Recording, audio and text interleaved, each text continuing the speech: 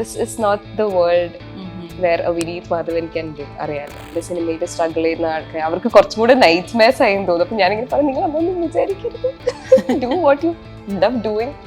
ഇത് ഒരു സിനിമയാ, സിനിമേനെ സിനിമയായിട്ട് കാണാം. I M my biggest critic. ഇപ്പൊ ഞാൻ സുഴലെടുത്ത് കണ്ടു കഴിഞ്ഞാൽ എനിക്ക് ഇഷ്ടമല്ല കാണാൻ.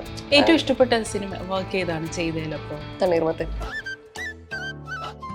കുറെ പേര് വിശ്വസിച്ചു ഞാൻ അങ്ങനത്തെ ഒരു ക്യാരക്ടറാണ്. അപ്പം ഐ തിങ്ക് വിനീതേട്ടൻ ഇങ്ങനെ പറഞ്ഞു ഗോപിക എൻജോയ് ചെയ്യും, ഇതൊക്കെ അഭിനവന്റെ പടത്തിൽ വളരെ അപൂർവമായിട്ട് കിട്ടുന്ന ഓപ്പർച്യൂണിറ്റീസ്, ഇതൊക്കെ I convince people I'm still fresh. ചെളിയിലോ എന്തിലാണ് കിടക്കുന്നത്? എന്തിലായിരുന്നു അത് കിടന്നത്? മറ്റേ കടലമാവും അങ്ങനെ കുറെ എന്തൊക്കെയൊക്കെയോ മിക്സ് ചെയ്തിട്ട് അത് നല്ലൊരു എക്സ്പീരിയൻസ് ആയിരുന്നു. അപ്പൊ ഞാൻ വീണ്ടും മെസ്സേജ് അയച്ചു, എന്താണ് ഓഡിഷന് വിളിക്കാത്ത? അപ്പൊ ഇല്ല അങ്ങനെയല്ല എന്നൊക്കെ പറഞ്ഞ് പിന്നെ ഞാൻ പറഞ്ഞു ശരി ഓക്കെ, എനിക്ക് എന്റെ ആനി ഹോൾ എപ്പോഴില്ല, ആരെങ്കിലും തന്നോളൂ. മധു സി നാരായണൻ കുമ്പളങ്ങി എടുത്ത ഡയറക്ടർ മധുചേട്ടനൊക്കെ ഞാൻ ശല്യപ്പെടുത്തിയിട്ടുണ്ട് മെസ്സേജ് ചെയ്ത്. മധുവിന്റെ പിന്നെ സിനിമകളൊന്നും കാണുന്നില്ല, എന്തെങ്കിലും പരിപാടി? അതുകൊണ്ടാണ് ഞാൻ മെസ്സേജ് അയക്കുന്നത്, എന്തെങ്കിലുമൊക്കെ ഉണ്ടെങ്കിൽ പ്ലീസ്. ഞാൻ 2 ദിവസം ഫുഡ് കഴിച്ചിട്ടില്ല, എനിക്ക് അത്ര വിഷമായി. എനിക്ക് അത്ര ആ പ്രോജക്റ്റ് വേണമായിരുന്നു. എനിക്ക് അതിനെ കുറിച്ച് എനിക്ക് സംസാരിക്കാൻ താല്പര്യമില്ല. ഒരു പോയിന്റിൽ എനിക്ക് എന്നെ തന്നെ എനിക്ക് ഇഷ്ടമല്ലായിരുന്നു കാണാൻ. ഞാൻ മോളിവുഡ് ടൈംസിന്റെ പ്രീമിയറിന് പോലും പോയില്ല അതുകൊണ്ട്. പക്ഷെ ഒന്നും ചെയ്യാതെ ആപ്റ്റ് അല്ല എന്ന് പറയുന്നതിനോട് ഞാൻ ഒരിക്കലും യോജിക്കുന്നില്ല.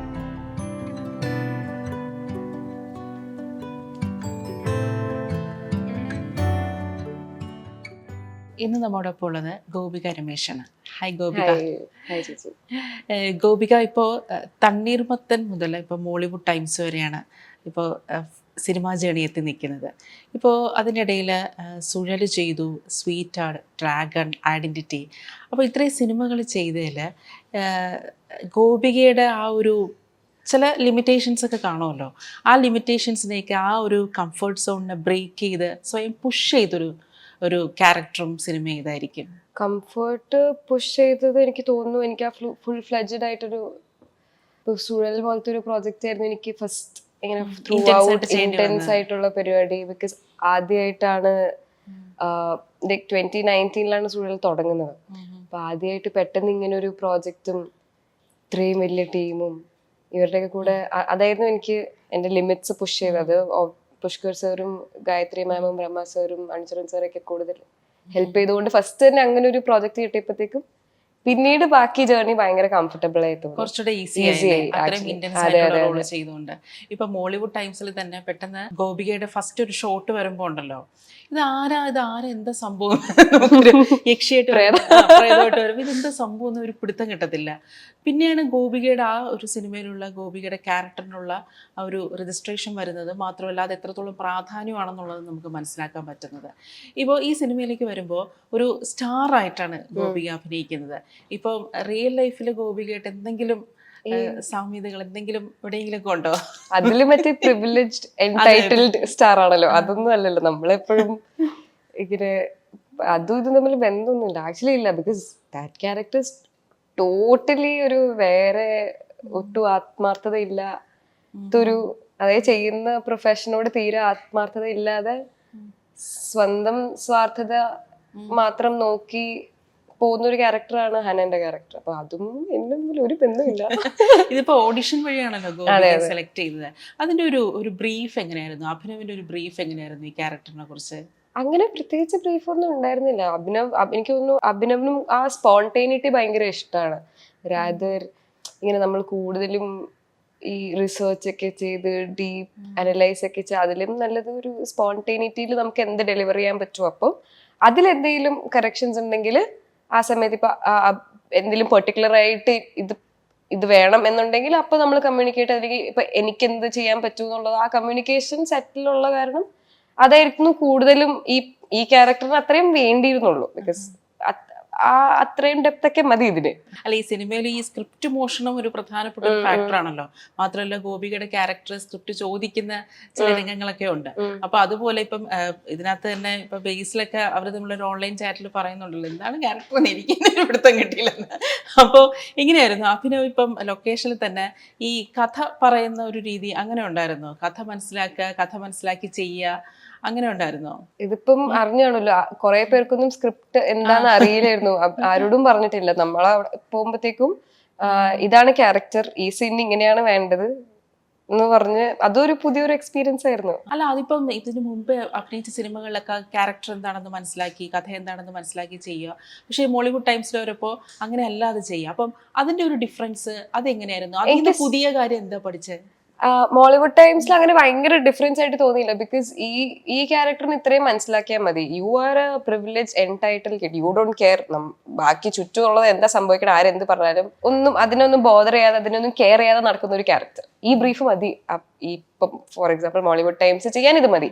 പക്ഷെ വെൻ കമ്പയർ ടു ബാക്കിയുള്ള പ്രോജക്ട്സിന് ചിലപ്പം അത്രയും ബ്രീഫ് പോരായിരിക്കും. ബിക്കോസ് അതിൽ കുറേയും കൂടെ ഗ്രേ ഷെയ്ഡ്സ് ഉണ്ടാവും. ബിക്കോസ് ത്രൂ ഔട്ട് ട്രാവൽ, ഇപ്പം ഫോർ എക്സാമ്പിൾ നസ്ലിന്റെ ക്യാരക്ടറിൽ എടുക്കുവാണെങ്കിൽ നസ്ലിന് ഒബ്വിയസ്ലി കഥ മൊത്തം അറിയണം, എന്നാലേ ആ ഒരു ഗ്രേസിലൂടെ പെർഫോം ചെയ്യാൻ പറ്റുള്ളൂ. നമ്മുടെയൊക്കെ ക്യാരക്ടേഴ്സിന് അതിന്റെ ആവശ്യമില്ല. അപ്പൊ അങ്ങനെ വലിയ വ്യത്യാസം ഇതിനത് മതി. ഇതിനകത്ത് ഗോപികയുടെ ഏറ്റവും വലിയൊരു ഇതായിട്ട് തോന്നിയത്, ഹൈലൈറ്റ് ആയിട്ട് തോന്നിയത് ഈ ബോഡി ചേഞ്ച് ആണ്, ബോഡി വെയിറ്റ് ചേഞ്ചിങ് ആണ്. അതായത് ചില സീൻസിൽ മെലിഞ്ഞിരിക്കുന്നു, ചില സീൻസിൽ നല്ലോണം വണ്ണിച്ചിരിക്കുന്നു. അപ്പം അതെങ്ങനെയായിരുന്നു ആ ഒരു ബോഡി ട്രാൻസ്ഫോർമേഷൻ? അതിനുള്ളൊരു സമയം കിട്ടിയായിരുന്നു? അത് ഏതെങ്കിലും രീതിയിൽ ബോഡി എഫക്ട് ചെയ്തിട്ടുണ്ടോ? അങ്ങനെ എന്തെങ്കിലും? എനിക്ക് PCOD ഉണ്ട്. അപ്പൊ എനിക്ക് ഫുഡ് ലിമിറ്റേഷൻസ് അറിയാലോ. നമുക്ക് അങ്ങനെ എല്ലാം ഒന്നും ജങ്ക് കഴിക്കാൻ പറ്റില്ല, ഓയിൽ അധികം കഴിക്കാൻ പറ്റില്ല. പക്ഷെ അതിനകത്ത് ഇങ്ങനെ ജങ്ക് കഴിച്ചോണ്ടിരിക്കും. അപ്പം അതൊരു പേടിയുണ്ട്. ബിക്കോസ് ഇത് ഓഡിഷന് മുമ്പ് എനിക്ക് ഇപ്പൊ വണ്ണം വെക്കണമെന്നോ മെലിയണമെന്നോ ഒന്നും എനിക്ക് ക്യാരക്ടർ ബ്രീഫ് ചെയ്തില്ല. സെലക്ട് ആയി കഴിഞ്ഞപ്പോഴാണ് പറഞ്ഞത് ഇങ്ങനെ ഒരു സിറ്റുവേഷൻ വരുന്നുണ്ട് കഥയിൽ, ഈ പറഞ്ഞ പോലെ വണ്ണം വെക്കണം. അപ്പൊ അതിന് നമുക്ക് എന്താ ചെയ്യാൻ പറ്റാന്ന് എൻ്റെ അടുത്ത് ചോദിച്ചു. അപ്പൊ ഞാൻ പറഞ്ഞു, ഇപ്പം കറണ്ട് ഞാൻ കൊടുത്ത സൊല്യൂഷൻ, അതായത് ഇപ്പൊ നമ്മൾ എന്റെ കറണ്ട് വെയിറ്റിൽ കുറച്ച് കട്ട് ചെയ്ത് കഴിഞ്ഞാൽ ഈ വണ്ണം കുറച്ചും കൂടെ വിസിബിൾ ആയിരിക്കും. ഞാൻ ഇപ്പൊ എത്ര വണ്ണം വെച്ചാലും ഇപ്പൊ ഇതിന്ന് കുറച്ച് കട്ട് ചെയ്തിട്ട് ഈ വണ്ണം വെച്ചാലും വിസിബിൾ ആയിരിക്കും. അപ്പം അങ്ങനെ ഒരു മാസം മൊത്തം like intense diet, intense workout ഒക്കെ ചെയ്തിട്ടാണ് ഞാൻ 1 month 6 kilos കട്ട് ചെയ്തു. അപ്പോഴായിരുന്നു ആ യക്ഷീന്റെ സീൻസും ഒക്കെ ചെയ്തത്. അത് കട്ട് ചെയ്തിട്ട് പിന്നീട് ഗെയിനിങ്ങിന് നമുക്ക് അധികം സമയം ഉണ്ടായിരുന്നില്ല. അപ്പം എനിക്ക് പറ്റാവുന്നിടത്തോളം ഞാൻ ഫുഡൊക്കെ കഴിച്ച് ഒരു പോയിന്റ് വരെ, ഐ തിങ്ക് ഒരു ചിപ്സ് കഴിക്കുന്ന സീനുണ്ട്, അത് ഞാൻ ഗെയിൻ ചെയ്ത വെയിറ്റാ. അതിലൊരു VFXോ CGI ഒന്നും നടന്നിട്ടില്ല. പക്ഷെ ബാക്കിയുള്ള സീൻസിൽ obviously we had to do, because അത്രയും കൺവിൻസ് ചെയ്യണമെങ്കിൽ കുറച്ചും കൂടുതൽ വണ്ണം വേണം. അതിനുള്ള നമുക്ക് ഗ്യാപ്പ് കിട്ടിയിട്ടുണ്ടായിരുന്നില്ല, ആ പീരീഡ് കിട്ടിയിട്ടുണ്ടായിരുന്നില്ല വണ്ണം വെക്കാൻ. പക്ഷെ ഞാൻ ഭയങ്കര എൻജോയ് ചെയ്തു ആ പ്രോസസ്. അപ്പം ഐ റിമെമ്പർ ഞാനും വിനീതേട്ടനും കൂടെ ആ ചിപ്സ് കഴിക്കുന്ന സീനില് വിനീതേട്ടൻ, ഇപ്പൊ ഞാൻ പ്രിംഗിൾസ് ഇങ്ങനെ കഴിച്ചുകൊണ്ടിരിക്കും. ഒരു പോയിന്റ് വെച്ചപ്പോ എനിക്ക് മടുത്തു, ഇത് തിന്നു മടുത്തു. അപ്പൊ ഞാൻ പറഞ്ഞു, എനിക്ക് വയ്യ, ഇത് ഇവര് ഞാൻ കഴിക്കും, തീരും, അടുത്ത സീനാകുമ്പോ വീണ്ടും റീഫിൽ ചെയ്യും. അപ്പം ആട്ടിലെ ചേട്ടന്മാരെ പറ്റി ഇടയ്ക്കിടയ്ക്ക് ഒന്ന് റീഫിൽ ചെയ്യാം. അപ്പൊ വിനീതേട്ടൻ ഇങ്ങനെ പറഞ്ഞു, ഗോപിക എൻജോയ് ചെയ്യും, ഇതൊക്കെ അഭിനവന്റെ പടത്തിൽ വളരെ അപൂർവമായിട്ട് കിട്ടുന്ന ഓപ്പർച്യൂണിറ്റീസ്, ഇതൊക്കെ ബിക്കോസ് മുകുന്ദനുണ്ണിയില് വിനീതേട്ടൻ മെലിഞ്ഞല്ലോ, കുറെ മെലിഞ്ഞല്ലോ ആ പടത്തിന് വേണ്ടിട്ട്. അപ്പം പുള്ളി ഇത് പറയായിരുന്നു, ഇതൊക്കെ വല്ലപ്പോഴും കിട്ടുന്ന എൻജോയ്. പിന്നെ അതിനകത്തൊരു സീൻ ഉണ്ടായിരുന്നല്ലോ, ഇങ്ങനെ ഒരു ചെളിയിലോ എന്തിലാണ് കിടക്കുന്നത്, എന്തിലായിരുന്നു അത് കിടന്നത്? മറ്റേ കടലമാവും അങ്ങനെ കുറെ എന്തൊക്കെയൊക്കെയോ മിക്സ് ചെയ്തിട്ട്, അത് നല്ലൊരു എക്സ്പീരിയൻസ് ആയിരുന്നു. അത് എന്താ സംഭവം എന്ന് പറഞ്ഞാൽ അതിനകത്ത് തന്നെ ഇപ്പം റോഷൻ വന്ന് പറയുന്നുണ്ടല്ലോ, ഇനിയും കിടത്തുകയാണെങ്കിൽ എന്തെങ്കിലും പറ്റുമോ. ശരിക്കും റിയൽ ആയിട്ട് അങ്ങനെ കിടന്നപ്പോ അതെങ്ങനെയായിരുന്നു? അഭിനവിന്റെ അപ്പൊ ഡയറക്ടർ അഭിനവാണല്ലോ. ഇല്ല, അതൊന്നും വലിയ പ്രശ്നം ഉണ്ടായില്ല. അതൊക്കെ ഭയങ്കര കംഫർട്ടബിൾ, ഭയങ്കര ഈസിലാണ് ചെയ്തത്. അങ്ങനെ വലിയ ബുദ്ധിമുട്ടുണ്ടായിരുന്നില്ല. പക്ഷെ ആ ഒരു എക്സ്പീരിയൻസ് നല്ലതായിരുന്നു. ഇപ്പോൾ ഈ മോളിവുഡ് ടൈംസ് എന്നുള്ളൊരു സിനിമയുണ്ടല്ലോ, അത് അതിനകത്തൊരു ഫിലിം ഡയറക്ടറിന്റെ ജേണിയാണ്. അതിൽ തന്നെ അയാൾ നേരിടുന്ന ഒരുപാട് സംഭവങ്ങൾ, ഈ ഫിലിം ഇൻഡസ്ട്രിയിൽ അയാൾ നേരിടുന്ന ഒരുപാട് പ്രശ്നങ്ങൾ അതിനകത്ത് പറയുന്നുണ്ട്. ഈ ഒരു സിനിമ നമ്മുടെ ഒരു സൊസൈറ്റിയിൽ ഏത് രീതിയിലുള്ളൊരു കോൺവെർസേഷൻ ആയിരിക്കും കൊണ്ടുവരിക എന്നാണ് ഗോപിക്ക് തോന്നിയിട്ടുള്ളത്? കാരണം നിങ്ങളൊക്കെ ആർട്ടിസ്റ്റുകളാണല്ലോ, നിങ്ങളൊക്കെ ഇത്തരം സാഹചര്യങ്ങളിൽ കൂടെ കടന്നു പോകുന്നവരാണല്ലോ റിയൽ ലൈഫിൽ. ആ സിനിമയിൽ പറയുന്ന പല കാര്യങ്ങളും റിയൽ ലൈഫിൽ നിങ്ങൾ ഫേസ് ചെയ്യുന്നവരാണല്ലോ. അപ്പോൾ അതും കൂടെ കൊണ്ടാണ് ഈ പടം കണ്ട് ഇറങ്ങിയപ്പം എൻ്റെ ഫ്രണ്ട്സും കസിൻസ് ഒക്കെ ഉണ്ടായിരുന്നു. അപ്പം ഞാൻ ഒരിക്കലും വിചാരിച്ചില്ല ഈ പെർട്ടിക്കുലർ സിനിമ ഒരു ടോക്ക് ഓഫ് ലൈക്ക് ഈ ഡിസ്കഷൻ പോലെ ആവുമെന്ന് ഞാൻ ഒരിക്കലും വിചാരിച്ചിട്ടില്ല. ഇങ്ങനെ ചിലവർക്ക് ചിലപ്പോൾ വർക്കാവില്ല എന്നൊരു മൈൻഡ് സ്പേസിലായിരുന്നു ഞാനിത്. But surprisingly people were talking. ഇപ്പം സിനിമ പോട്ടെ, ഏതൊരു ഇൻഡസ്ട്രി എടുത്താലും ദർ ആർ പ്രോബ്ലംസ്. അപ്പം അവരൊക്കെ ഇങ്ങനെ Vineeth Madhavan as A character ഒരു റെഫറൻസ് എടുത്തിട്ട് ദൈവം ടോക്കിംഗ് ലൈക്ക് ഒരു ദിവസം എനിക്ക് ഈ ജോലി വിടുവാണെങ്കിൽ ഞാൻ വല്ല വിനീത് മാധവനായിട്ട് ഒരു സ്പീച്ച് ഒക്കെ പറഞ്ഞിട്ടായിരിക്കും ഇത് അങ്ങനെ ഭയങ്കര. പക്ഷെ you can't live, this is not the world where a Vineeth Madhavan can live, അറിയാലോ. അപ്പം ഇറ്റ്സ് വെരി ഡിഫിക്കൾട്ട്. വിനീത് മാധവനെ പോലെ ഒരാള് ഇത്രയും എല്ലാത്തിനും ഒരു ബാർസ് ഉണ്ടല്ലോ. നമ്മുടെ what you believe and arrogance as a thin line. അപ്പൊ അത് ചിലപ്പോൾ എല്ലാവർക്കും മനസ്സിലാവണമെന്നില്ല. അങ്ങനെ നമുക്ക് എല്ലാരെയും പോയിട്ട് ഇരുത്തിയിട്ട് ഞാൻ ഉദ്ദേശിച്ചത് ഇതല്ല എന്ന് പറഞ്ഞ് ഇരുത്തി സംസാരിക്കാനും പറ്റൂല. So it's very tricky world to be in. അപ്പൊ ഇങ്ങനെ ഒരു കോൺവെർസേഷൻസ് ഞാൻ കുറെ എൻജോയ് ചെയ്തിട്ടുണ്ട് after watching the movie. Like പല പോയിന്റ് ഓഫ് വ്യൂസ് ആൾക്കാർ തമ്മില്. പിന്നെ ഈ പറഞ്ഞ പോലെ സിനിമയിൽ സ്ട്രഗിൾ ചെയ്യുന്ന ആൾക്കാർ, അവർക്ക് കുറച്ചും കൂടെ നൈറ്റ് മേസ് ആയെന്ന് തോന്നുന്നു. അപ്പൊ ഞാനിങ്ങനെ പറഞ്ഞു, നിങ്ങൾ അതൊന്നും വിചാരിക്കരുത്, do what you love doing. ഇത് ഒരു സിനിമയായിട്ട് കാണുക. അത് കൂടുതൽ പേഴ്സണൽ ആക്കി എടുത്തു കഴിഞ്ഞാൽ അത് ഭയങ്കര, ബിക്കോസ് എനിക്കറിയുന്ന കുറെ പേര് ഇവിടെ സിനിമയിൽ വരാൻ വേണ്ടിയിട്ട് ഓരോ സ്ക്രിപ്റ്റ് എഴുതുന്നു, അത് പിച്ച് ചെയ്യാൻ നടക്കുന്നു. അപ്പം സിനിമയിലുള്ള വർക്ക് ചെയ്ത് എന്റെ കുറെ ഫ്രണ്ട്സിന് ഈ പടം ഭയങ്കര ഇഷ്ടപ്പെട്ടു, because they could relate a lot of things. But at the same time അതിന്റെ അങ്ങനെ റിയാലിറ്റിയെ വിശ്വസിച്ചിരുന്നു കഴിഞ്ഞാൽ പിന്നെ നോ അതർ ഓപ്ഷൻ. ഗോപിക്ക് റിലേറ്റ് ചെയ്യാൻ പറ്റുമോ? എന്റെ ക്യാരക്ടർ അല്ല, ഓൾ സിനിമയിൽ നടക്കുന്ന സംഭവങ്ങൾ. ഹിയറിംഗ് സ്റ്റോറീസ്, നമുക്ക് കുറെ കാര്യങ്ങളൊക്കെ അറിയാം എന്തൊക്കെയാ അവിടെ നടക്കുന്നതെന്ന്. But at the same time you do what you do. അപ്പം അതൊരു ബിലീവായിട്ട് ഹോപ്പ് ആൻഡ് പേഷ്യൻസ് ഇല്ലെങ്കിൽ ഇൻഡസ്ട്രിയിൽ സർവൈവ് ചെയ്യാൻ പറ്റില്ല. എന്റെ 7 വർഷത്തെ ജേർണിയിൽ എനിക്ക്, because there are times when I feel like okay ഇത് വേണോ, ഇത് നിർത്തിയിട്ട് വേറെ എവിടെയെങ്കിലും പോയി വല്ല കോഴ്സൊക്കെ ചെയ്ത് പഠിച്ച് ഒരു സിസ്റ്റമാറ്റിക് ആയിട്ടുള്ള ലൈഫ് ലീഡ് ചെയ്താൽ പോരെ, എന്തിനാ ഇത്ര അൺസർട്ടനിറ്റിയിൽ ജീവിക്കണേന്നൊക്കെ ഞാനിങ്ങനെ പലപ്പോഴും വിചാരിച്ചിട്ടുണ്ട്. പക്ഷെ you love what you are doing and that is, ഇതിൽ നിന്ന് കിട്ടുന്ന സമാധാനം ഒരു പ്രത്യേകത, അതെനിക്ക് വേറെ എന്ത് ചെയ്താലും എനിക്ക് ഇത്രയും ഡെഡിക്കേഷനും ഇത്ര എഫേർട്ട് ഇടാൻ എനിക്ക് വേറെ എന്തിനും പറ്റൂന്ന് എനിക്ക് തോന്നണില്ല. അതിപ്പം സിനിമയാണ്.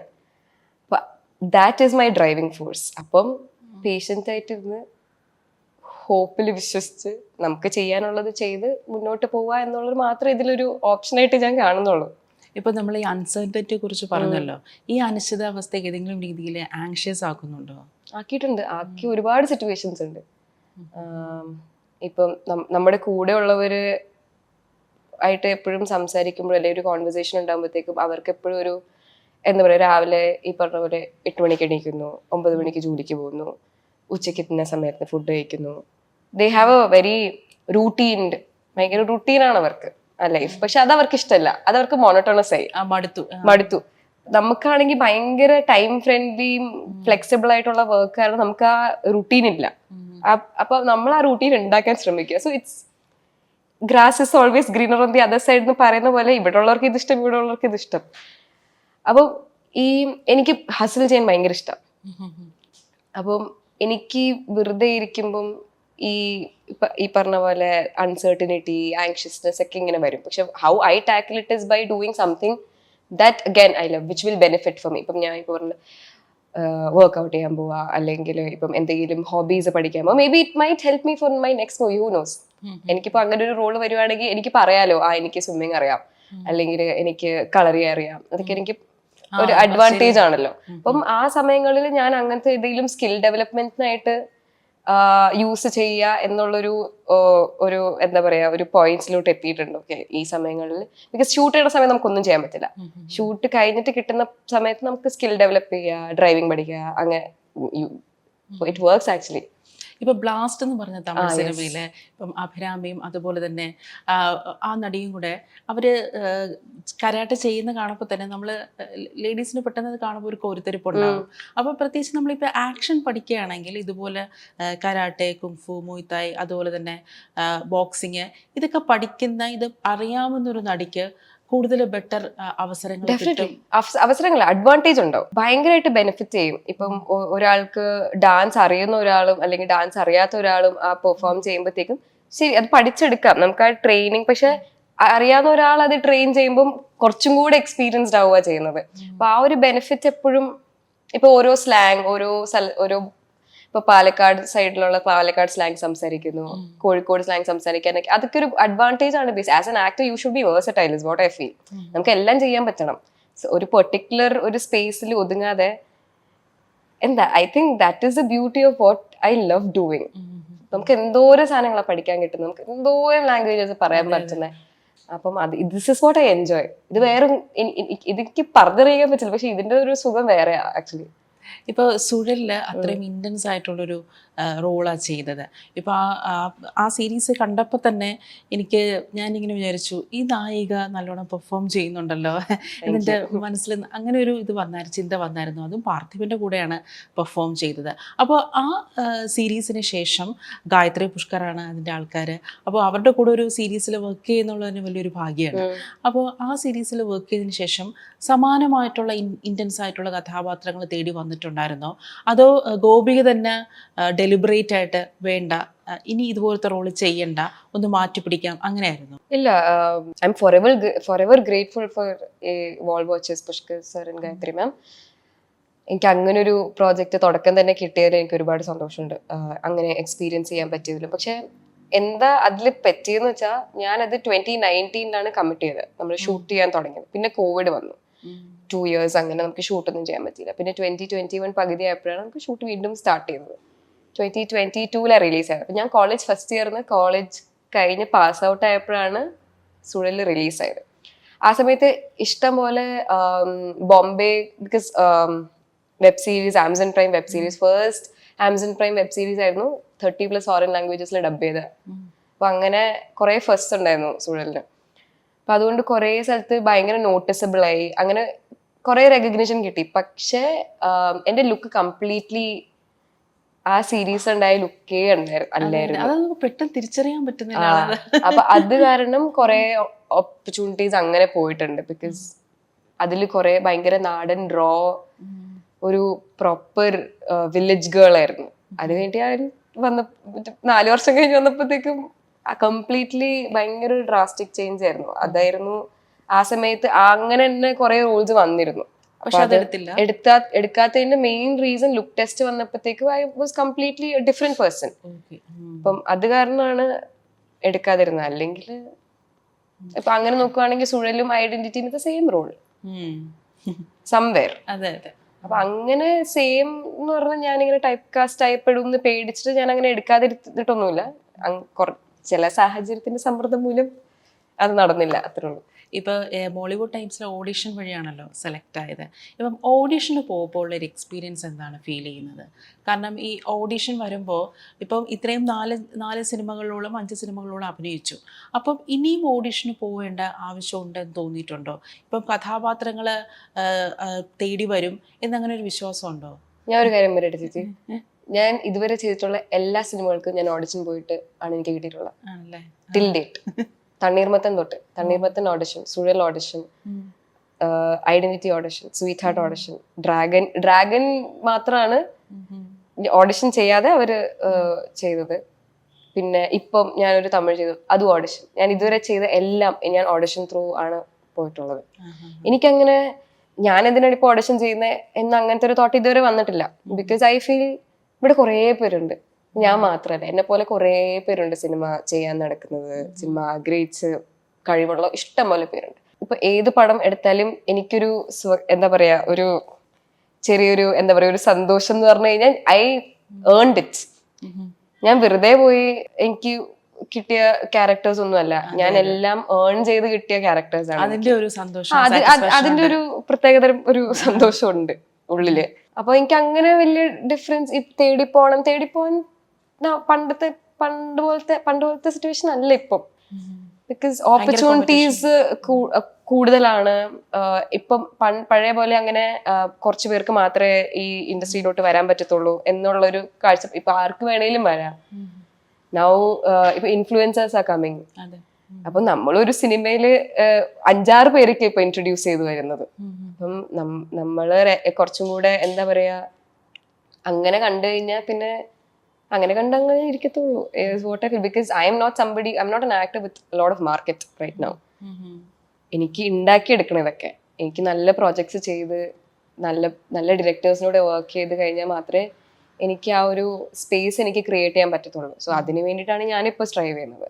അപ്പം ഞാൻ അങ്ങനെ ചിന്തിച്ചിരുന്നു കഴിഞ്ഞാൽ ഞാൻ അവിടെ ഇരിക്കത്തുള്ളൂ, is what I personally feel. ഇപ്പോൾ ഇത്രയും സിനിമകൾ ചെയ്തതിൽ ഇപ്പം ഏതെങ്കിലും ഒരു പോയിന്റിൽ നമ്മളത് മനസ്സ് തന്നെ പറയില്ലേ, ഐ ഹാവ് മെയ്ഡ് ഇറ്റ് എന്നുള്ളൊരു പർട്ടിക്കുലർ സീൻ, ഒരു പർട്ടിക്കുലർ ഷോട്ട് അങ്ങനെ ഉണ്ടാവും? I M my biggest critic. ഇപ്പൊ ഞാൻ സുഴലെടുത്ത് കണ്ടു കഴിഞ്ഞാൽ എനിക്ക് ഇഷ്ടമല്ല കാണാൻ. എനിക്കിഷ്ടമല്ല. പിന്നെ പക്ഷെ ആണോ, എനിക്കിങ്ങനെ അത് കുറച്ചും കൂടെ നന്നാക്കി ചേരുന്നു എന്നൊക്കെ എനിക്ക്. ഇപ്പൊ എന്റെ കുറെ ഫ്രണ്ട്സ് ഇങ്ങനെ സുഴല് കാണണം, ഇവർ വേണ്ട പ്ലീസ്, ഞാൻ പോയി കഴിഞ്ഞിട്ട് കണ്ടു, നിങ്ങൾ എന്താന്ന് വെച്ചാൽ ചെയ്തു. പക്ഷെ എനിക്ക് ആ ഒരു കുറച്ചും കൂടെ ബെറ്റർ ആക്കി ചെയ്യാം. ഏറ്റവും ഇഷ്ടപ്പെട്ട സിനിമ വർക്ക് ചെയ്താണ് ചെയ്തതിലപ്പോ? തണ്ണീർമത്തൻ. കുറെ പേര് വിശ്വസിച്ചു ഞാൻ അങ്ങനത്തെ ഒരു ക്യാരക്ടറാണ്. അപ്പം ഐ തിങ്ക് ഒരു വികാരമില്ലാത്ത കാമുകി, ഒന്നും സംസാരിക്കാത്ത ഒരു കുട്ടിയാന്ന് കുറെ പേര് വിചാരിച്ചു. I think that is A win win situation for me. ഞാൻ അങ്ങനത്തെ ഒരാളെ അല്ലേ, ഞാൻ കുറെ ഇങ്ങനെ സംസാരിക്കുന്ന ആളാണ്. അപ്പം അത് അത്രയും കൺവിൻസിംഗ് ആയിട്ട് തോന്നണമെങ്കിൽ I think that is something decently. എനിക്ക് തണ്ണീർമത്തനാണ് അപ്പൊ അത് ചെയ്തതിൽ ഏറ്റവും നല്ലോണം പെർഫോം ചെയ്തെന്ന് തോന്നുന്ന സിനിമയല്ലേ? പെർഫോം ചെയ്യാൻ മാത്രം അതിൽ ഉണ്ടായിരുന്നില്ല, ബട്ട് ഇറ്റ്സ് അറ്റ്ലീസ്റ്റ് ഞാൻ കുറെ പേരെ കൺവിൻസ് ചെയ്തു ഞാൻ അങ്ങനത്തെ ഒരു ക്യാരക്ടറാണ്. അപ്പം ആക്ടർ ഡ്യൂട്ടി ഞാൻ ഫസ്റ്റിൽ തന്നെ ലൈക്ക് ഒരു എന്താ പറയുക ടിക്ക് മാർക്ക് ഇട്ടു. പെർഫോം ചെയ്യാൻ സ്കോപ്പുള്ള സിനിമകൾ കിട്ടണം. ഇപ്പൊ ഫെയിം വന്നതിന് ശേഷം ലൈഫിലുണ്ടായ ഒരു മാറ്റം അതെങ്ങനെയാണ് ഫീൽ ചെയ്യുന്നത്? അങ്ങനെ പ്രത്യേകിച്ച് മാറ്റമൊന്നും ഉണ്ടായിട്ടില്ല സത്യം പറഞ്ഞാൽ. ഐ ഫീൽ പക്ഷെ ചിലപ്പോഴൊക്കെ ഞാൻ ഇങ്ങനെ വിചാരിക്കും, ഇങ്ങനെ ആൾക്കാരോടൊക്കെ സംസാരിക്കുമ്പം ഇപ്പൊ ഇങ്ങനെ ന്യൂ കമ്മർ ആയാൽ മതിയായിരുന്നു. അറിയില്ല, ഐ മീൻ ഇപ്പം ഒരു ഓഡിഷൻ അല്ലെങ്കിൽ ഇപ്പൊ എന്തിനെങ്കിലും വിളിച്ചു കഴിഞ്ഞാൽ അവർ പറയും ഫ്രഷ് ഫേസ് ആ നോക്കുന്നേ. എന്നെ I convince people I'm still fresh.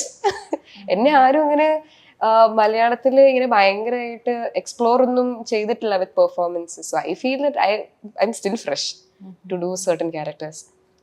അപ്പൊ അങ്ങനെ ഒരു എന്താ പറയാ ഒരു കോൺവെർസേഷൻ എവിടേക്കൊക്കെയോ എന്റെ ജീവിതത്തിൽ വന്നിട്ടുണ്ട്.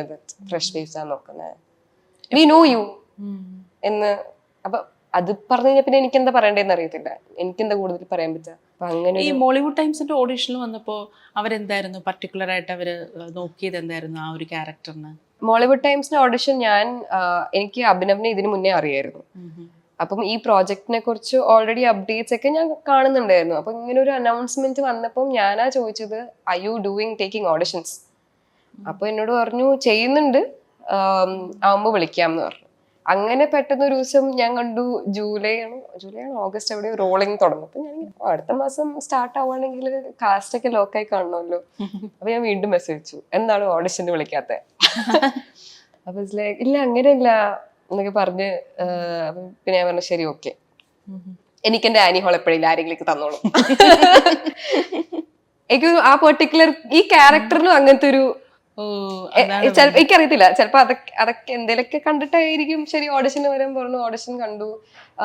റൈറ്റർ എല്ലാരും ഉണ്ടായിരുന്നു, എഡീസ് റൈറ്റേഴ്സ് എല്ലാരും ഉണ്ടായിരുന്നു. അപ്പം അവർക്കൊക്കെ ഇഷ്ടപ്പെട്ടു. Then he was like nice. ഞാൻ ഇപ്പൊ പുള്ളി എന്നോട് ഇങ്ങനെ പറഞ്ഞിട്ടുണ്ട്, പുള്ളിക്ക് ഒരു മിസ്കൺസെപ്ഷൻ ഉണ്ടായിരുന്നു ദാറ്റ് പുള്ളിക്ക് അറിയാവുന്ന ആൾക്കാരെ പുള്ളി ആദ്യം തോട്ട് പ്രോസസ്സിൽ വരത്തില്ല. ലൈക്ക് അവർക്ക് ഈ ക്യാരക്ടർ ബിക്കോസ് അവരെ അറിയാലോ, അവരുടെ മാനറിസംസും അവരുടെ കാര്യങ്ങളൊക്കെ അറിയാം. അപ്പം അവർക്ക് ഇത് ഈ ക്യാരക്ടർ പുൾ ഓഫ് ചെയ്യാൻ പറ്റൂല എന്നൊരു മിസ്കൺസെപ്ഷൻ ഉണ്ടായിരുന്നു. പക്ഷെ അത് നീ മാറ്റി തന്നിട്ടുണ്ട്. Now I like audition more people I know എന്നിങ്ങനെ പറഞ്ഞിട്ടുണ്ടായിരുന്നു. അപ്പൊ അതിലൊരു മാറ്റം വരുത്തി. ഇപ്പം അഭിനവിനെ ഇപ്പം എല്ലാവരും അതായത് സോഷ്യൽ മീഡിയയിലൊക്കെ അഭിനവിനെ വിശേഷിപ്പിക്കുന്നത് ബ്രൂട്ടല് ഹോണസ്റ്റ് ഫിലിം മേക്കർ എന്നാണ്. ഇപ്പോൾ വിനീത് മാധവന്റെ ക്യാരക്ടറിൽ പല ട്രൈറ്റ്സും അഭിനവിന്റെ ആണെന്നും ഒക്കെ പറയുന്നുണ്ട്. പക്ഷെ അഭിനവ് വ്യക്തമായി പറഞ്ഞിട്ടുണ്ട് ഇത് എൻ്റെ ബയോപിക് അല്ല എന്നാണ് പറയുന്നത്.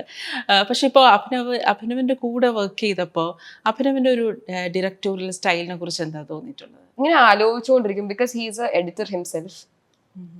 ഓരോ ഷോട്ട് എടുക്കുമ്പോഴത്തേക്ക് ഇങ്ങനെ ഇരുന്ന് ആലോചിക്കും ഇത് അങ്ങനെ ആക്ടേഴ്സ് ഒരിക്കലും അൺകംഫർട്ടബിൾ ആക്കിയിട്ടില്ല. എങ്ങനെയാണ് നിങ്ങളുടെ ഒരു മോൾഡ് ചെയ്യുന്നത്, എങ്ങനെയാണ് ആ ക്യാരക്ടറിലോട്ട്?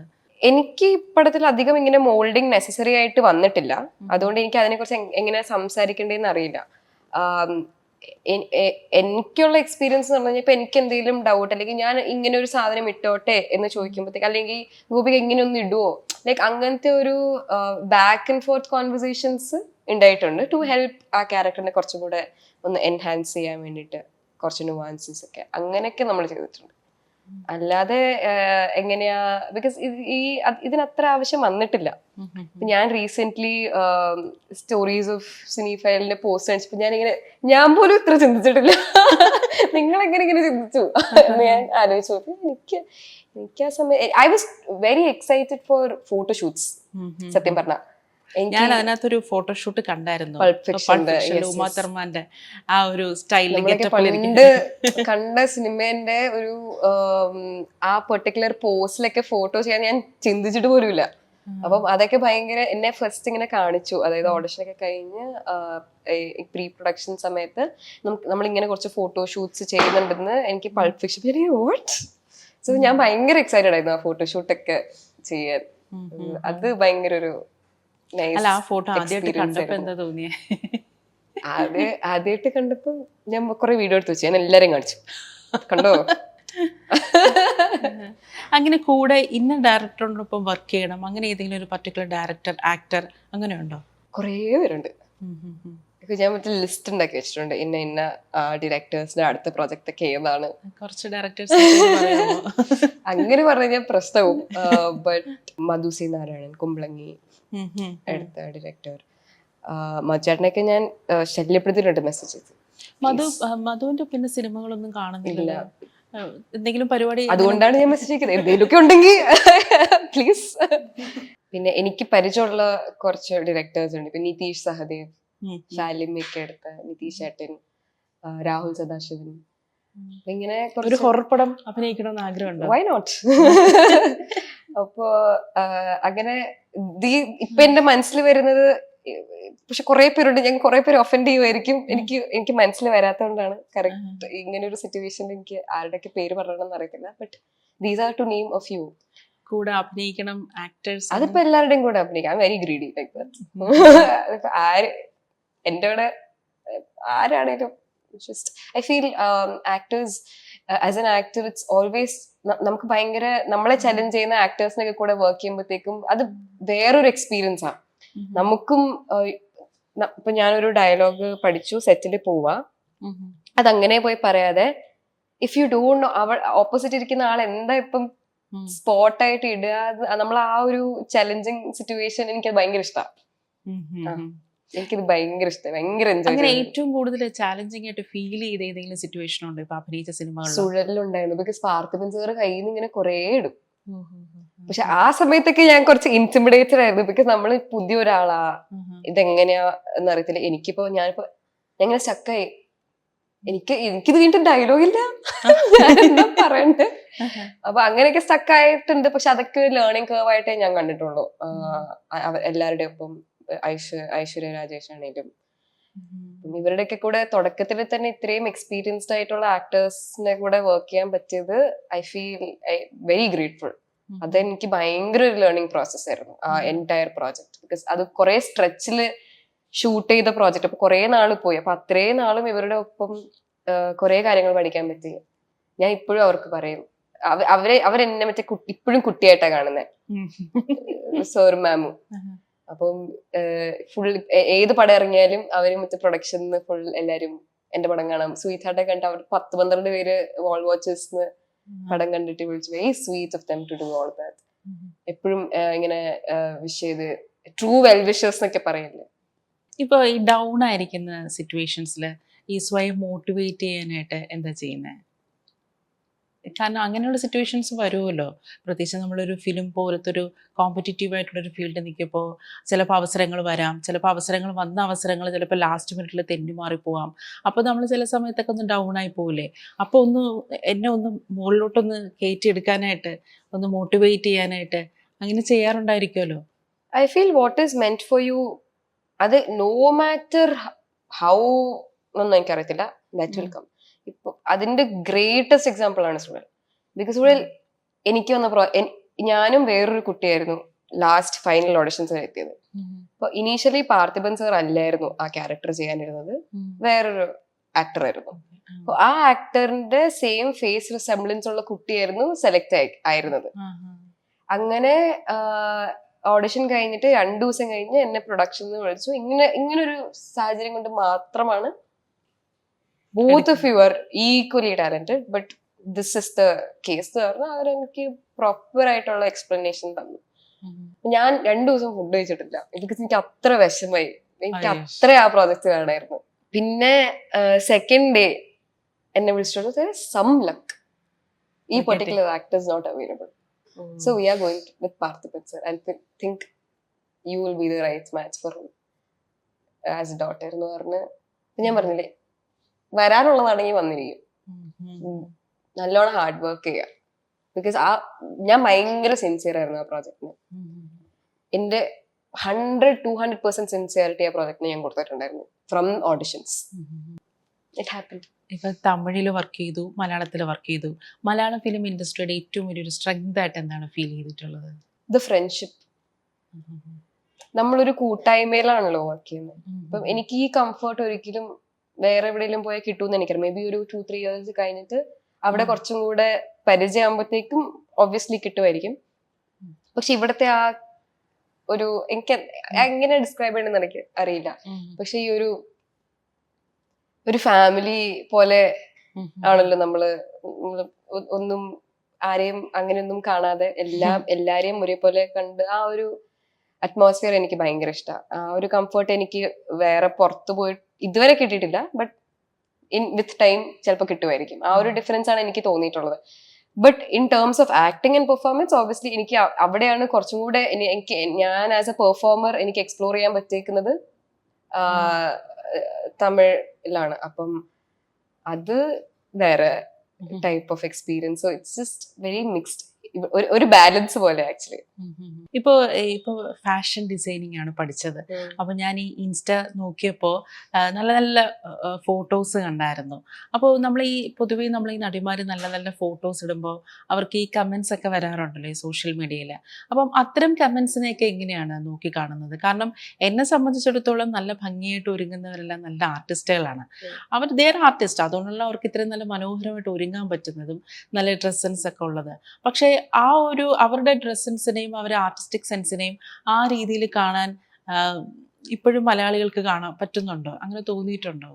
ഏതൊരു ഫീമെയിൽ അക്കൗണ്ട് എടുത്തു നോക്കിയാലും ആരുടെ കമന്റ്സിന്റെ താഴെ അങ്ങനെ ഒരു കമന്റ് ഇല്ലാത്ത എല്ലാവരുടെയും കമന്റ് ബോക്സിൽ ഉള്ള ഒരു മെയിൽ ഫ്രസ്ട്രേഷൻ ആണെന്ന് തോന്നുന്നു എനിക്ക്.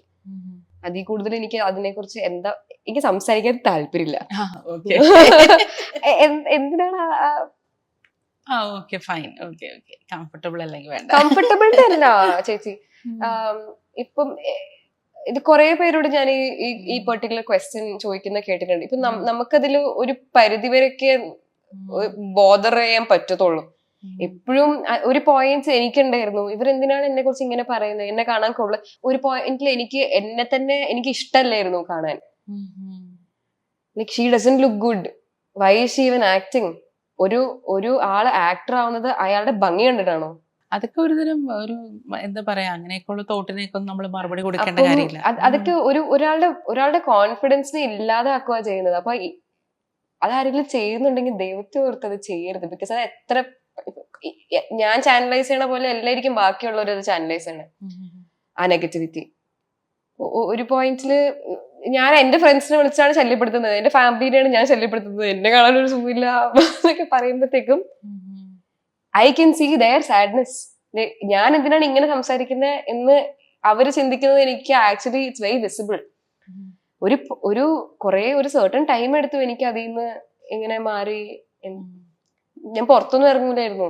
ഒരു പരിപാടിക്ക് പോവാൻ ഈ പെർട്ടിക്കുലർ മീഡിയാസ് വരും, അതിന്റെ താഴെ കുറെ പേര് പറയും. ഞാൻ മോളിവുഡ് ടൈംസിന്റെ പ്രീമിയറിന് പോലും പോയില്ല. അതുകൊണ്ട് അത് പോവായിരുന്നു. കുറെ പേര് ചോദിച്ചു എന്താ എനിക്ക് വയ്യ. അവരുടെ ഫ്രണ്ടില് നിന്ന് അതിന്റെ താഴെ കുറെ പേര് കമന്റ് ചെയ്യുന്നു, ഇവളാകെ കുറച്ചല്ലേ ഉള്ളൂ, ഇവളെന്തിനാ ഇങ്ങനെയൊക്കെ നടക്കുന്നതൊക്കെ പറഞ്ഞു. ഇപ്പം maybe in with time ഞാൻ അത് ചാനലൈസ് ചെയ്യുമായിരിക്കും. But then it affects me a lot. കാരണം നമ്മളൊരു ഫിലിം പോലത്തെ ഒരു ഫീൽഡിൽ നിൽക്കുമ്പോൾ ഇതിനെയൊക്കെ നമ്മളൊന്ന് മറികടക്കേണ്ട ഒരു ക്രിറ്റിസിസം എനിക്ക് ഓക്കെയാ. ക്രിട്ടിസൈസ് ചെയ്തു, അത് ഞാൻ ഒരു ഗ്രോത്ത് ആയിട്ട് അതിനെ കാണുന്നുള്ളൂ. കൺസ്ട്രക്റ്റീവ് ക്രിറ്റിസിസം, ഇന്ന സീനിൽ ഇങ്ങനെ ചെയ്യായിരുന്നു, എന്നൊക്കെ പറയുന്നത് എനിക്ക് സന്തോഷം മാത്രമേ ഉള്ളൂ. ഞാൻ ചെയ്യുന്ന വർക്കിന് ഒരാള് നല്ല രീതിയിൽ ഞാൻ ഇനിയും നന്നാവാൻ പറയുമ്പം അത് ഓബ്വിയസ്ലി ഞാൻ നല്ല രീതിയിൽ എടുക്കത്തുള്ളൂ. പക്ഷെ ഇങ്ങനെയൊക്കെ വന്ന് പറയുമ്പം അത് ഭയങ്കരമായിട്ട് നമ്മളെ ഡാർക്ക് ആക്കും അല്ലേ? അപ്പൊ 1 2 ആണേലും അത് നമ്മുടെ ഒരു നേച്ചർ അതാണല്ലോ. ഒരു 100 നല്ല കോമന്റ്സിനിടയിൽ 1 2 ഇങ്ങനെ വന്ന് അതിനെ എനിക്ക് നമ്മൾ കൂടുതൽ ഇമ്പോർട്ടൻസ് കൊടുക്കുക. ഈ 1 2 ഒക്കെ ഉണ്ടാവുള്ളൂ. ഇപ്പൊ ഞാൻ ബ്ലോക്ക് ചെയ്യാൻ തുടങ്ങി. അങ്ങനെ കമന്റ്സിന് എല്ലാവരും ബ്ലോക്ക്. എനിക്ക് വേണ്ട. ഇപ്പൊ പറഞ്ഞല്ലോ നേരത്തെ സ്കിൽസ് ഡെവലപ്പ് ചെയ്യുന്നതിനെ കുറിച്ച്, സ്വിമ്മിങ് പഠിക്കുന്നു, അങ്ങനെ സ്കിൽസ് ഡെവലപ്പ് ചെയ്യുന്നതിനെ കുറിച്ച് പറഞ്ഞായിരുന്നു. ഇപ്പോൾ ഏതെങ്കിലും ഒരു ഡ്രീം ക്യാരക്ടർ ഉണ്ടോ? കാരണം നമ്മളുടെ സ്കില്ല് യൂസ് ചെയ്തിട്ട് അങ്ങനെ ഒരു കഥാപാത്രം ചെയ്യണം, അങ്ങനെ എന്തെങ്കിലും ഒരു ഡ്രീം ക്യാരക്ടർ ഉണ്ടോ? കുറെ പേർക്ക് അറിയുന്നില്ല, ഞാൻ ക്ലാസിക്കൽ ഡാൻസറാണ്. 8 years ഭരതനാട്യം പഠിച്ചിട്ടുള്ളതാണ്. അപ്പം അതെനിക്ക് എവിടെയും കാണിക്കാനോ എനിക്കൊന്നും നമ്മളെ ഇപ്പോഴത്തെ ഉള്ള സിനിമകളിലൊന്നും ഈ ഡാൻസിന് അധികം അതെ പണ്ടൊക്കെ ആണെങ്കിൽ ഇപ്പൊ ഒരു ക്ലാസിക്കൽ ഡാൻസിനെ ബേസ് ചെയ്തും മ്യൂസിക്കിനെ ബേസ് ചെയ്തൊക്കെ ഒരുപാട് സിനിമകൾ വന്നിട്ടുണ്ടായിരുന്നു. പക്ഷെ ഇപ്പൊ അങ്ങനെയുള്ള സിനിമകളൊന്നും അധികം ഇല്ല. പിന്നെ അങ്ങനെ നോക്കുവാണെങ്കിൽ സ്പോർട്സ്, ഒരു നല്ല സ്പോർട്സ് ഡ്രാമ ചെയ്യാനൊക്കെ എനിക്ക് ഭയങ്കര ആഗ്രഹമുണ്ട്. അപ്പൊ അതിന് പറ്റിയ ആളാണെന്ന് എനിക്ക് തോന്നുന്നു. അപ്പൊ അങ്ങനത്തെ റോൾസ്, ചലഞ്ചിങ് ആയിട്ടുള്ള റോൾസ്, ആ റോളിന് വേണ്ടിയിട്ട് ഒരു പെർട്ടിക്കുലർ പീരീഡ് ഓഫ് നമ്മളുടെ ലൈഫ് ഡെഡിക്കേറ്റ് ചെയ്ത് അതിന് വേണ്ടിയിട്ട് ഒരു 3-4 months ട്രെയിൻ ഒക്കെ ചെയ്ത് അങ്ങനെയൊക്കെ എനിക്ക് ചെയ്യാൻ. ഞാൻ കേട്ടിട്ടുണ്ട് ഐശ്വര്യ രാജേഷ് ക്രിക്കറ്റർ ആയിട്ടൊരു സിനിമ, അത് ഐശ്വര്യ അങ്ങോട്ട് ചോദിച്ചു വാങ്ങിച്ച റോളാണ്. ഡയറക്ടറുടെ പിന്നാലെ നടന്ന് ചോദിച്ചു വാങ്ങിച്ച റോളാണത്. അപ്പം അങ്ങനെ ഇപ്പൊ എനിക്ക് തോന്നുന്നു ഗോപികയും അതുപോലെ അവസരങ്ങൾ നല്ലതുപോലെ ചോദിക്കിച്ച് അല്ലെ, ആ ഒരു ട്രാക്കല്ലേ ഗോപികയും ചെയ്യുന്നത്. അത് ശരിക്കും നമുക്ക് അങ്ങനെയാണ് ചെയ്യേണ്ടതെന്ന് എനിക്ക് തോന്നിയിട്ടുണ്ട്. ഇപ്പൊ ചോദിച്ചു എനിക്ക് താന്നല്ല ഞാൻ പറയുന്നത്. അതിന്റെ എന്റെ ചോദിച്ചു വാങ്ങണേന്റെ അർത്ഥം അതല്ല. എന്നെ ഓഡിഷൻ ചെയ്യും. ഓഡിഷൻ ചെയ്തിട്ട് അത് ഓഡിഷൻ ലുക്ക് ടെസ്റ്റ് ഇതെല്ലാം ചെയ്തിട്ട് പറ്റില്ലെങ്കിൽ ഇറ്റ്സ് ഫെയർ. പക്ഷെ ഒന്നും ചെയ്യാതെ ആപ്റ്റ് അല്ല എന്ന് പറയുന്നതിനോട് ഞാൻ ഒരിക്കലും യോജിക്കുന്നില്ല. അത് എനിക്കറിയത്തില്ല, അതെനിക്ക് ഒട്ടും മനസ്സിലാക്കാൻ പറ്റാത്തൊരു സബ്ജക്റ്റ് ആണ്. ഒരാളുടെ പെർഫോമൻസിന് ലിമിറ്റ്, അയാൾ പെർഫോം ചെയ്ത് കഴിഞ്ഞാലല്ലേ നമുക്ക് മനസ്സിലാവുള്ളൂ ഇയാൾക്ക് അത് പുൾ ഓഫ് ചെയ്യാൻ പറ്റുമോ ഇല്ലയോ എന്ന്. അപ്പൊ അതിനുള്ള അവസരം, ബേസിക് അവസരം കൊടുക്കണം എന്ന് ഞാൻ ആഗ്രഹിക്കുന്നു. അത്തരത്തിലുള്ള നല്ല നല്ല അവസരങ്ങൾ ഉണ്ടാവട്ടെ. മാത്രമല്ല ഈ ഓഡിഷൻ ചെയ്യാതെ തന്നെ ഇനി കഥാപാത്രങ്ങൾ തേടി വരട്ടെ. അതാണ് എൻ്റെ ഒരു ആഗ്രഹം, പേഴ്സണൽ ആയിട്ടുള്ള ആഗ്രഹം. ഓഡിഷന് പോവാതെ തന്നെ കഥാപാത്രങ്ങൾ തേടി വരട്ടെ, നല്ല നല്ല അവസരങ്ങൾ കിട്ടട്ടെ, നല്ല നല്ല സുഴൽ പോലെ തന്നെ അത്രയും ഇൻറ്റൻസ് ആയിട്ടുള്ള ഒരുപാട് കഥാപാത്രങ്ങൾ കിട്ടട്ടെ. Thank you very much.